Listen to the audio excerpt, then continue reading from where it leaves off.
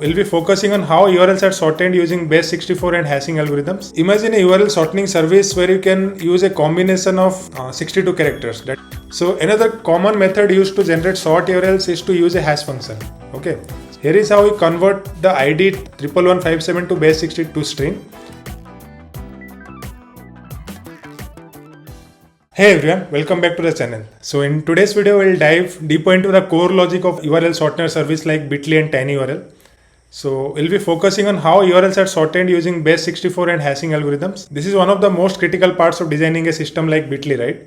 So actually this video is the part 2 of our TinyURL system design video. So if you have not watched it yet, please go and watch it, okay?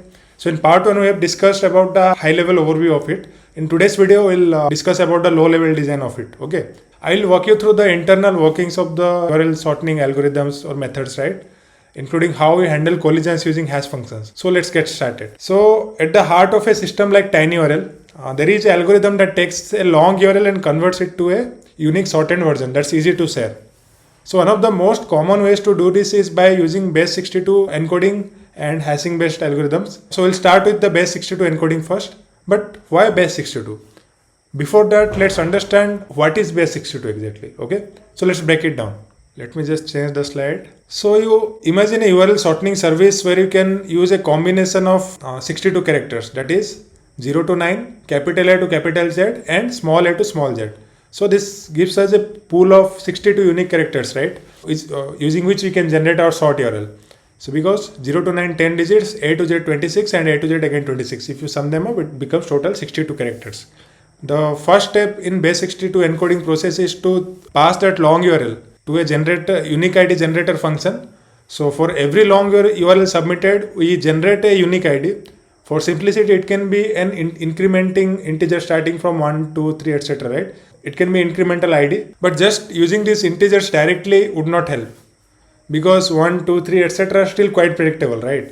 And long strings of numbers can look cumbersome also. So that is why we need to convert this unique ID to base62 encoding. Now, how do you do that?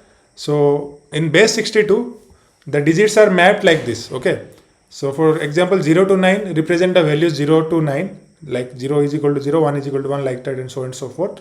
A to Z represent values between 10 to 35. That means A is 10, B is 11, C is 12, and like so on and so forth, and Z is equal to 35, capital. So similarly, small a to small z represent the values between 36 to 61. Small a is equivalent to 36 and small z is equivalent to 61. Okay. So we'll use 62 as the base and perform calculation like this. Let's say for a long URL https example.com, if the unique ID generated for this URL is, let's say, 11157, right?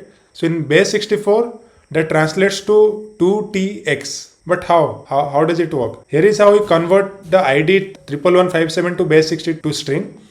Here base is 60. So what we'll do, we'll divide 11157 by 62.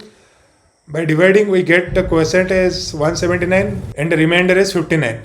Now remainder 59 corresponds to the character x. So in this list, if you see, small x will be holding a value of 59. That's why we have x here. So now we'll again divide the previous quotient 179 by 62 again. By dividing it to get the quotient as new quotient as 2 and the remainder is 55. Okay. So now 55 corresponds to the letter T. Okay. From this list. Now again we'll divide this previous quotient 2 by 62. Here we'll get the quotient as new quotient as 0 and the remainder is 2. Now remainder 2 corresponds to the value 2 only, right? Here if you see. So that's how we got the sorted version of 11157 as 2, T and X. So we can implement this algorithm using any programming language and use it to sort a URL. So each sort URL that you generate will be unique and compact because we are using 62 possible characters, right? In each position, even with just 6 characters. That means if you decide the length of the sorted URL is 6, you can generate over 56 billion unique sort URLs. Because if you see here, 62 to the power 6, assuming we have the length of our sort URL as 6, right? So we can generate over 56 billion, basically more than 56 billion of URLs we can handle using just sort URLs of length 6. Okay. Now you might think, how do we decide how many characters to keep in our sort URL? For example, we we talked about 6 here, but how do we reach at that particular number? I mean, what should be the length of it? So we can determine it using a rough calculation. For example, let's say you want to build a TinyURL clone, okay, and expect that daily 100 URLs will be sorted by using your application. So every year we need to process how much? 100 into 365, right? Because 1 year consists of 365 days roughly. So per year you have to handle 36,500 records, and assuming you want to keep that service running for at least 10 years, so you have to process around 3,65,000 URLs. Okay, so as we are using base64 encoding, we have to find a number n, which is the length of sort URL, right? We have to find a n such that 62 to the power n is greater than equal to 3,65,000. Okay, now if you calculate here, 62 to the power 2 becomes 3844, 3 becomes 2,38,000, which is still lesser than 3,65,000. To the power 4 becomes how much? 1 crore 47,76,336, which is greater than 3,65,000, right? So in our case, n is equal to 4, because 62 to the power 4 is greater than equal to 3,65,000. Hence we'll go with the length of shortened URL as 4. Okay, so that's how you estimate the initial length of your shortened URL that you can generate for a given long URL. Later, of course, you can increase the length of the shortened URL based on your application demand. As the application grows and we need to process more URLs, you can increase the length. Okay, not an issue. Now let's talk about why base64 encoding is such a powerful choice. So there are few benefits of a base64 encoding algorithm. Base62 encoding algorithm. The first one is compactness, because by encoding numbers into 62 possible characters, we shrink the length of a long URL significantly. Okay.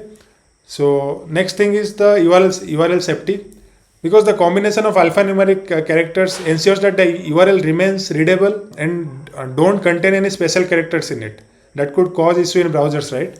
So next thing that it provides is the scalability, because as we saw with just 6 characters, as we saw here, right, 62 to the power 6, with just 6 characters we can handle billions, like more than 56 billions of unique URLs, and you can always add more characters to extend the range as the application demand grows. So that's the fascinating thing about base62 algorithm. But while base62 encoding ensures that our URLs are short and unique, there's a major drawback in it. Okay, so if you know the unique ID generator algorithm, okay, or able to guess it, you can compute the base64 format of any URL with it, right? Because finally every long URL will be converted to a unique ID, right? So if you know the algorithm, for example, let's say if the application is using incremental ID as the unique ID generator, then it is quite easy to guess every URL that is present inside the system. So that can be a security concern, but yeah, that can be managed also. So that's why another approach that's often used to generate short URLs is the hash based approach, where we will be using the hash functions. So let's look into that next. Okay, let me just change the slide. Yeah, so another common method used to generate short URLs is to use a hash function. Okay, so here's how it works. So what we do in this approach, we take the long URL and run it through a hash function like MD5 or SHA-256, right? SHA-256, which will generate a fixed length string. For example, hashing a long URL like let's say a.com, for example, with MD5, it will give us a unique hash, something like this, let's say. So you'll find libraries in almost every programming language to perform this kind of hashing. Okay, so that's not an issue. Now since MD5 generates a 32-bit character hexadecimal string, and that's too way long for our application to handle, right? So what we can do, we can take only the first 6 or 7 characters of the hash based on a requirement, which will be used to create our shortened URL. So if the MD5 hash of a URL looks something like this, we might use the first 6 characters. Okay, so 9E107D, it represents our shortened URL. Okay. Now while hash functions are great for generating a unique output, there's one key problem that needs to be addressed. Okay, the problem is collisions. A collision occurs when 2 different URLs hash to the same value. Okay, that means let's say I'm processing 2 URLs. For example, a.com I processed, let's say it generated this hash, and b.com also generated this hash. So in that case, we'll tell that there is a collision.